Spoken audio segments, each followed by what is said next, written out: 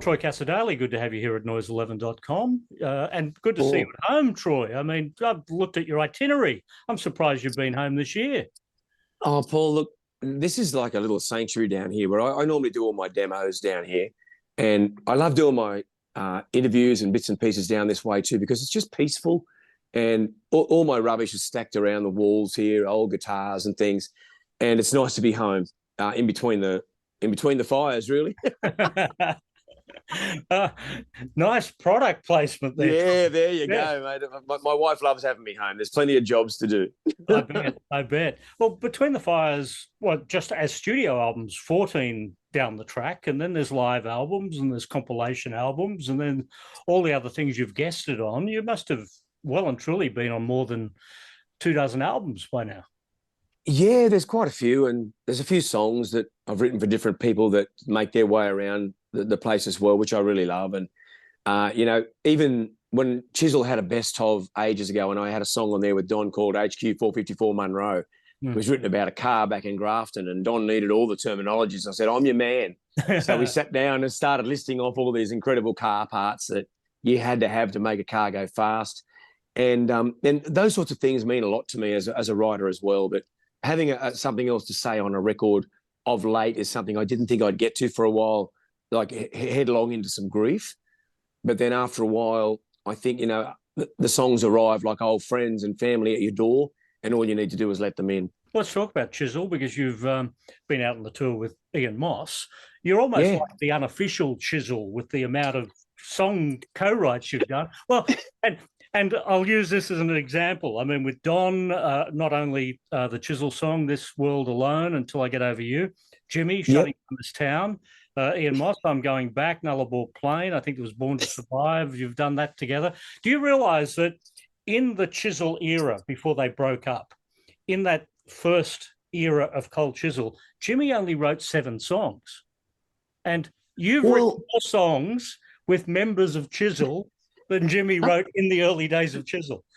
And the ones he wrote were absolute crackers, though. I mean, things like The Rising Sun, I think he wrote, and you got and Nothing I Want. Nothing I Want, and I think to myself, he did save himself some great tunes. And with Ian, with Never Before, I remember playing that live with him when we had that 12 months on the road.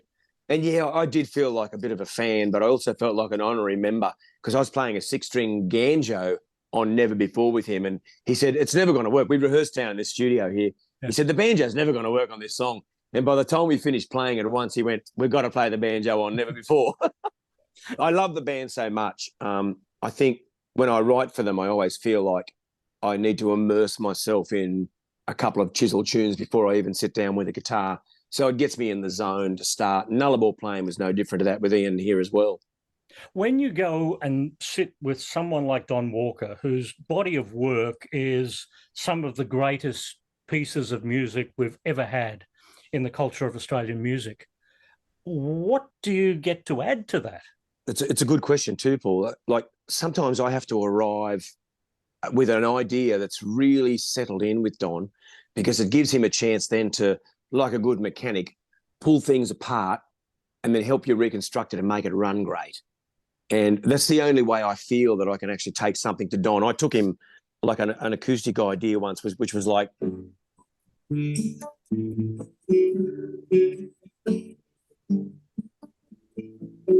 And it was like, that was the riff, and it was called Everything's Gonna Be All Right.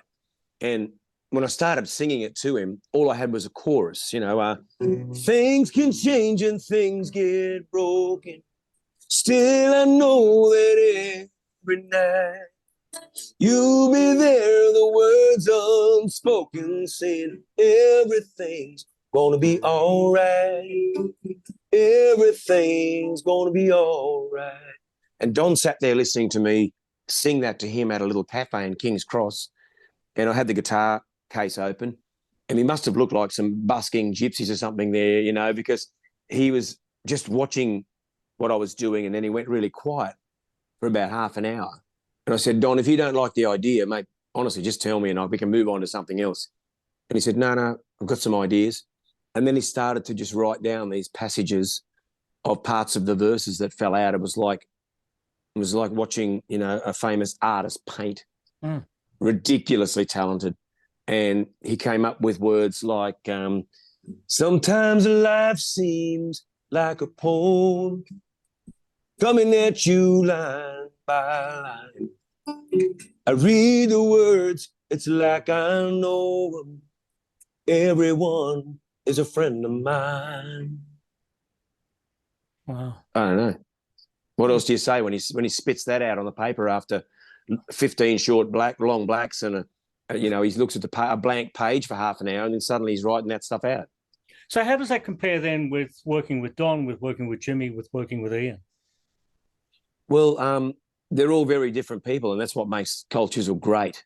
Ian, I had another approach with him. I had 2 electric guitars set up down here in my studio, and I thought Ian's probably so used to trying to write with other people on acoustic guitars, but I wanted to make him feel really at home on a Stratocaster.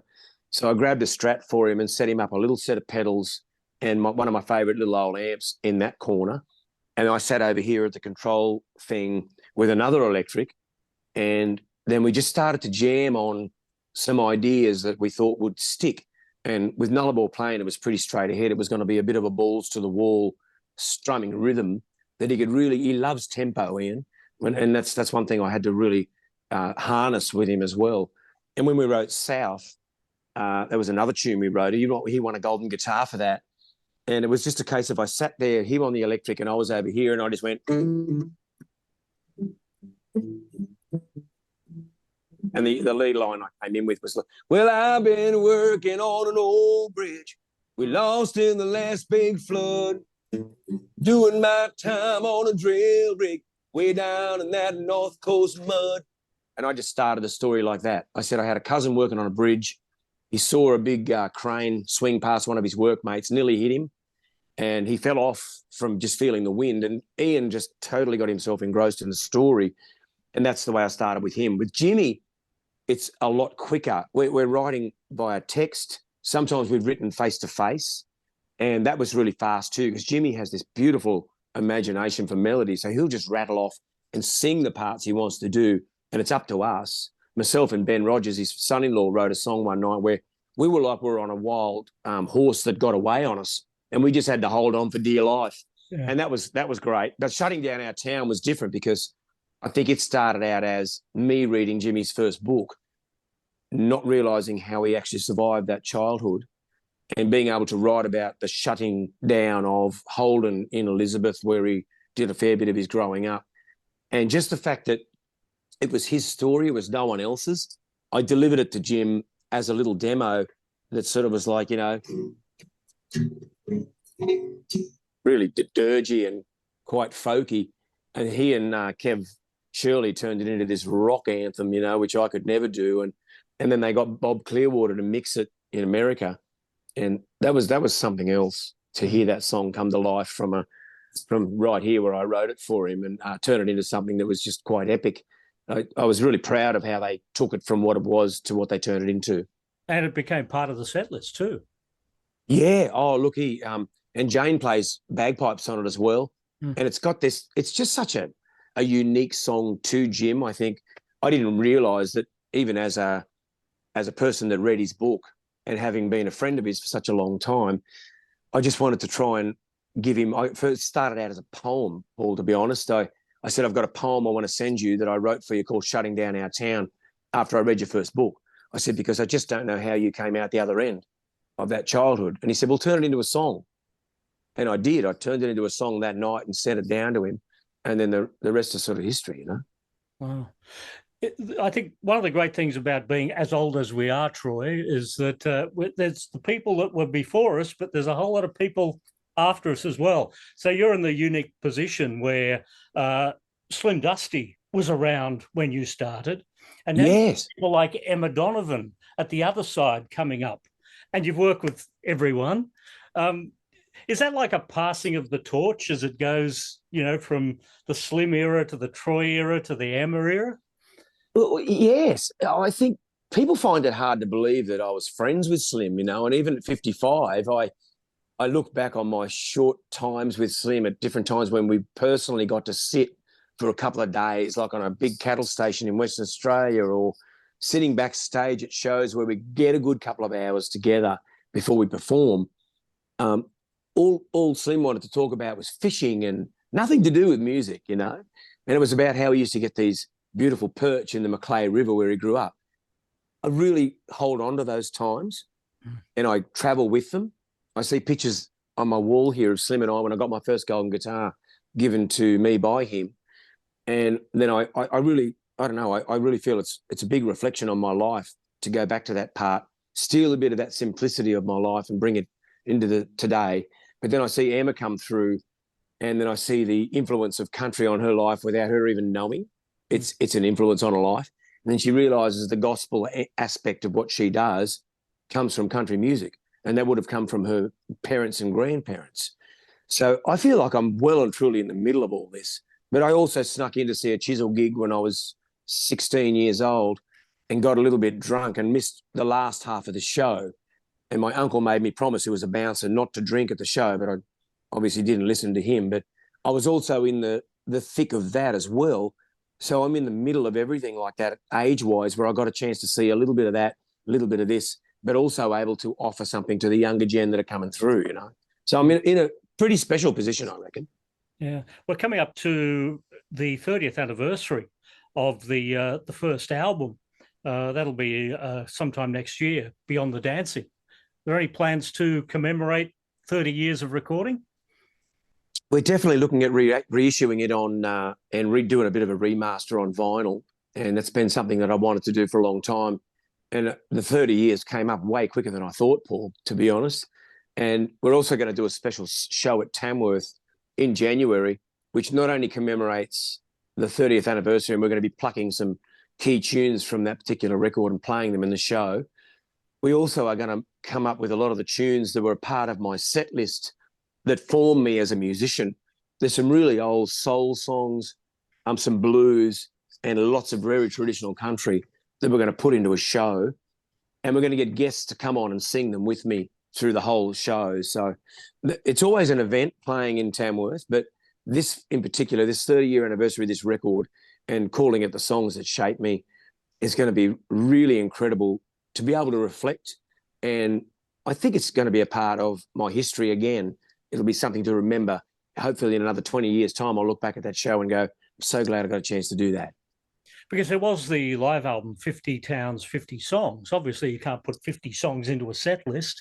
That's got to get chopped down now. You can only, cover 15 to 20 songs would make the average set list that you do? Yeah, I mean, the average show goes for an hour and a half at tops. And here we were just in the middle of COVID, couldn't tour or anything. But in 2019, we recorded every show from every town we played.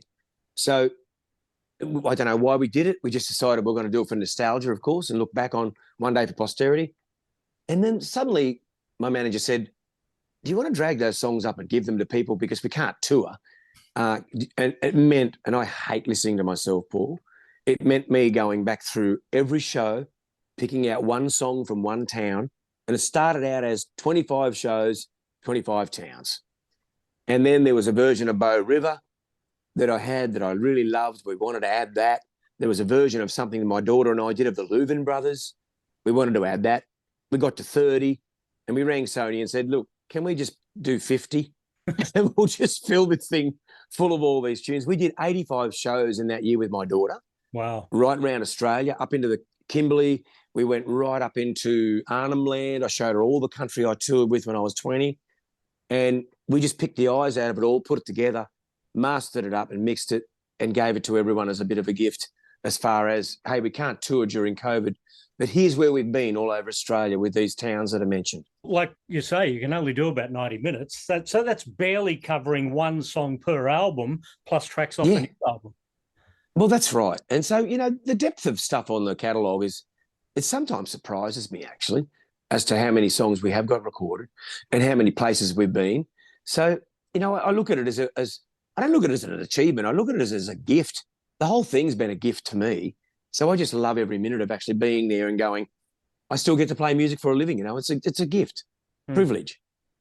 Well, and being on the road the entire time as well. Not only are you recording all the time, you're also touring all the time. Between the Fires is the tour that is happening at the moment. That's going right through till November. I think looking at the schedule, you have September off, so the wife will be happy with that. Well, I'm going to try and take her to a few places. We're going to the Kimberley this weekend to play 2 shows, one in Derby and one in Broome as part of this tour. And she's never been to Broome. And I said, well, it's about time we packed you up and got you up to Broome to show you this country where I go and sit with the Pigrams and have a fish and take her down to the jetty and try and catch a big trevally off the jetty and stuff with fresh prawns. There's stuff that my wife needs to see, and she's always been tied to this incredible radio career. But as that slows down, my career is still sort of going full steam ahead. So I want to chuck her on the train and take her to the places where I've always said, God, I wish you were here. This next couple of years is going to be when we're going to do it together. Excellent stuff. Well, good to talk to you, Troy. I mean, wow, there's so much to get through. There's so many stories that we could cover off here, but getting out and seeing the tour Between the Fires is going to give people a pretty good condensed history of Troy Cassar-Daley in one concert. Oh, totally. Look, I have not seen, and I'm not just saying this, I have not seen connection to new songs like we have on this tour, Paul. There's a song on there called Some Days, which talks about allowing yourself to have a bad day. There's a song on there called Good and Bad that I play right at the end, straight after the big shebang, almost like an encore.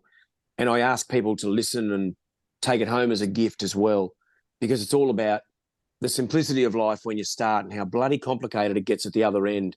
And it's only due to ourselves, surrounding ourselves with stuff that we complicate our lives, I'm talking about stealing a little bit of that simplicity and bringing it to your life now. And they've been really connecting with the tunes. So I must say thank you to everyone who's felt like the rodeo ride of this particular show has been worth the ride for them. There's people crying in the front row at certain tunes. I have to not look at them because it makes me upset to think that they're crying. But then there's a lot of laughter as well. And so if they're willing to come for the ride, I think that's what touring is all about. Excellent stuff. Good to talk to you. You too, brother. Thank you for your time.